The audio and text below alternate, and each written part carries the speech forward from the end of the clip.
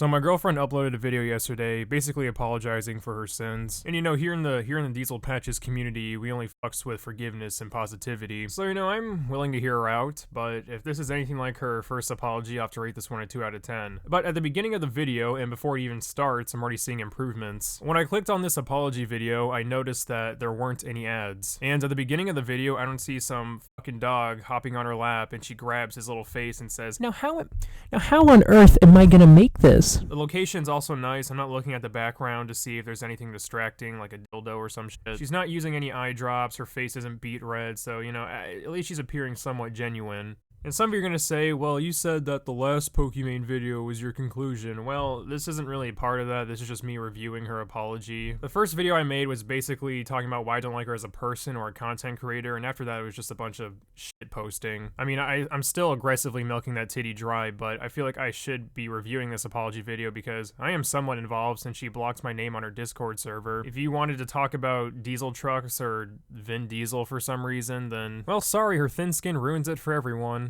Hi everyone. Hey baby girl. I hope you're doing well. I'm not. This video is to address recent comments and criticisms that I've received. It shouldn't have taken me this long to come to a proper understanding of how to handle these situations. Here's my first red flag. Why can't YouTubers just admit that the reason why an apology is long overdue is because they only respond when they receive so much backlash? Like, they feel pressured to apologize, not because they want to apologize, but because their fans might turn their backs on them. You know, kinda like Mini Lad. Hey kids, you deserve to be touched. Sending your PP to minors is A-okay. But if you want to expose someone on YouTube for soliciting minors and mentally scarring them, that's no good. So it became a much larger, more public issue.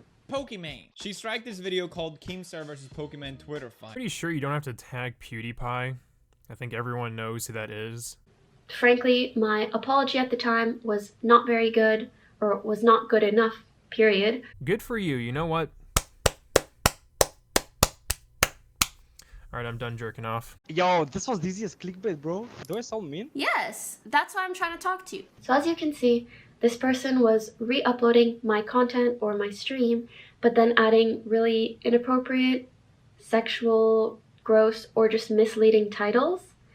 And I had some of these sorts of videos taken down back then, but only because they were my content or my stream re-uploaded. Okay, this one I can 100% get behind because I used to upload compilations before I did commentaries and I thought I was a scummy person. I knew it was other people's Oh god. I knew I was a pretty scummy person, I just wanted to make money off of it. And if someone wanted to take my videos down, I wouldn't be mad about it. Now the reason why I put this in my why I don't like Pokimane video is because it's the hypocrisy behind it where she talks about this guy basically uploading other people's content and her reaction videos are basically other people's content. It's not transformative enough. If someone puts in the time and effort it takes to create a video where they're talking about me, regardless of how positive or negative it is, or if they use clips of me, that is very clearly transformative content, and I would never take down content like that. Shut up, pee-pee head, you're a liar. I mean, you've probably learned your lesson, but you have done that before. You tried to copy stripe blow blocks. Yeah, you just showed a bunch of tweets, but you put the time and effort to get those tweets, put them by each other, edit them in, and all that stuff. So, still technically transformative. The other incidents were a bit more complicated because it was situations where people were re-uploading content of mine or something that I put out there. Regardless, I still handled those situations badly, and I regret the way that I handled them, and I'm sorry for the way that I handled them. Yes, look at that character development. Alright, I need some more lotion. But I just want to make it really clear that I fully support transformative content. It's an amazing creative outlet. I don't know about all that. This community is not creative. I'm sorry. We just talk about things in videos and we make money off of it. Like, the only reason why I'm pretty much doing this is for the money. I mean, I love my fan base and stuff, but this is the easiest way to make money. I mean, I'm way overpaid. Oh god, I hate puberty. But again, this does not all apply to if someone's talking about me or criticizing me.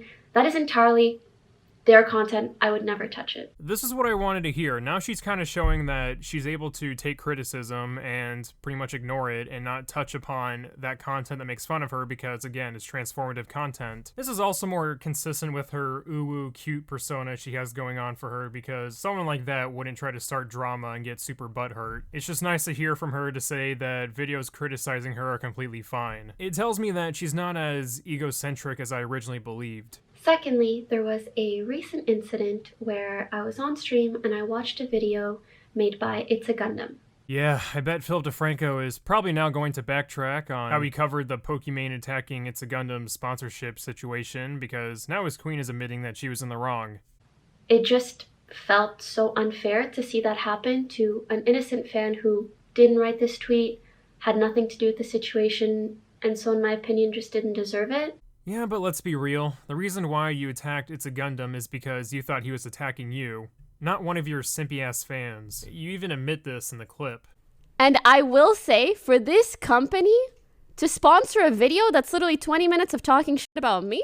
I'm also not convinced that you would be willing to fight someone because one of your fans is being insulted. On site. I want to sincerely apologize to both It's a Gundam and to the sponsor of that video.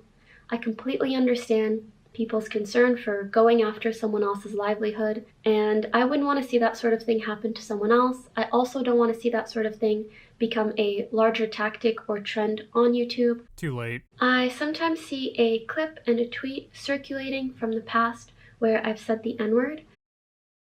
Nibba. I really wish I could go back in time and change the past. Unfortunately, I can't, but I do hope that my behavior in regards to language for the last couple of years and onwards will speak for itself. This time I'll use hard R. There are some final points I'd like to quickly touch on. I would like to give a big apology to Diesel Patches for blocking his name on my Discord. That was a mistake. I'm sorry to Diesel Patches. Please come back to me. You're my favorite boyfriend. I've seen a lot of people talk about the way that I look recently. It is pretty stupid when people have to resort towards attacking someone's looks. I've probably done it in the past, and I don't like doing it. I've just have these slip-ups. It's kind of stupid and childish. Like, if you're gonna talk shit about someone, at least have some decent points. I mean, Keemstar's 2 out of 10 meme on Pokimane is pretty funny, but that's because it can be interpreted in different ways. The joke is actually pretty brilliant because if Pokimane stans get butthurt and say it's wrong for Keem to attack Pokimane's looks, they are pretty much admitting that looks come first and content is second. If her content is actually good to them, then they would have believed the 2 out of 10 resembled her content and not as an attractive scale. As an online personality or content creator, there's quite a lot of pressure to look perfect all the time.